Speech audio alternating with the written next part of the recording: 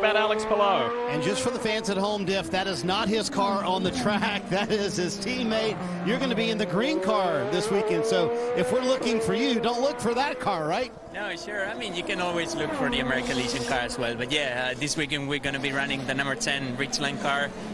It's been good with us, so hopefully we can score some good points with it. So I want to ask you, Diff mentioned your success here in the championship here. Do you like it because of your success? You've never finished worse than fourth? Or do you like it because of the championship memories? Oh, yeah, I love it. It's because of the championship memories. Yeah, it's true. We finished fourth and third last year. But honestly, the memories from 2021, winning here, some of my family members were here. We celebrated, obviously, so it's super special, and obviously it's one of the best events for IndyCar with the atmosphere, good weather, so yeah. Alex Palou out of the car, kind enough to hang out with us for just a moment. Ericsson, second in the championship, already has a win in 2023. Even though last year went fantastically well, winning the Indianapolis 500, you've been waiting for a year to get another chance here, haven't you? Definitely. Last year it's still painful thinking about that ending. We were so strong all weekend, and the race was shaping out really well for us, running P3 there at the end, and just a small mistake that I had to pay a big price for. But I used it as motivation for this year and go after it this year instead. Well, you've won the only street race this season. How much does St. Petersburg transfer to here? What do you expect your car to be like? I think we should be good. Again, building up of last year, we were very strong, and then St. Pete, like you said, we won there, and that's another street course. So I think in general, street courses are probably our best package, apart from the 500. So I'm really high expectations for this weekend.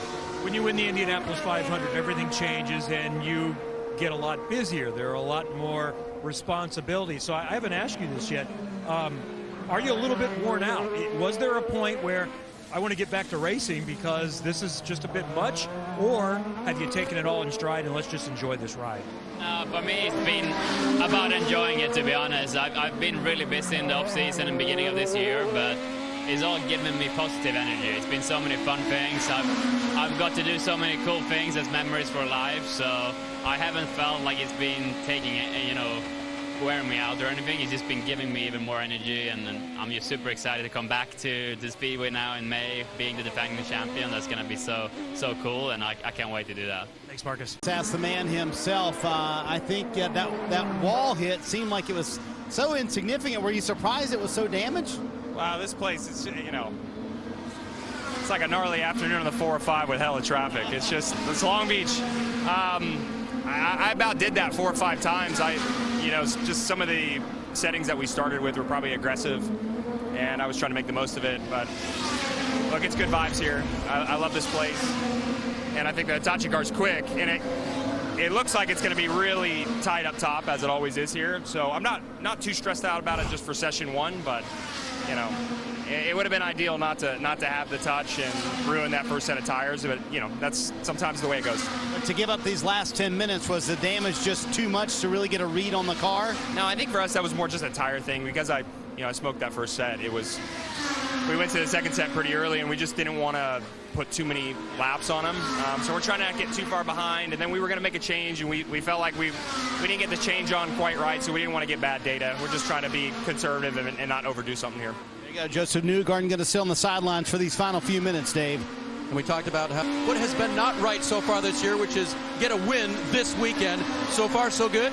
Yeah, I think to get a win, we need to execute the weekend in a good manner. So pretty happy with the way we start. We got Carlton P1 right now on P3, so we're into the mix. It's only pre-practice 1. There's a lot that's going to change, but I'm happy with the work we're doing. I think all session long we were competitive, so excited to save the tires for tomorrow.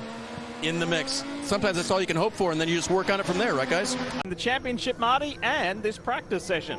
Yeah, Pato O'Ward chatting it over with Will Anderson, his engineer. On a day when everybody's looking for hundredths of a second, how in the world did you get a 10th and a half on second place? How'd you find that? Yeah, man, it's a tight field. Long Beach always is just such an intense qualifying. Yeah, we just kept chipping at it today. We rolled off strong, but we've been definitely making adjustments to kind of get it a little bit more in the window, a bit more to this track's characteristics and to what I like. So yeah, so far it's good. We're gonna look into it and and see where where we can make improvements.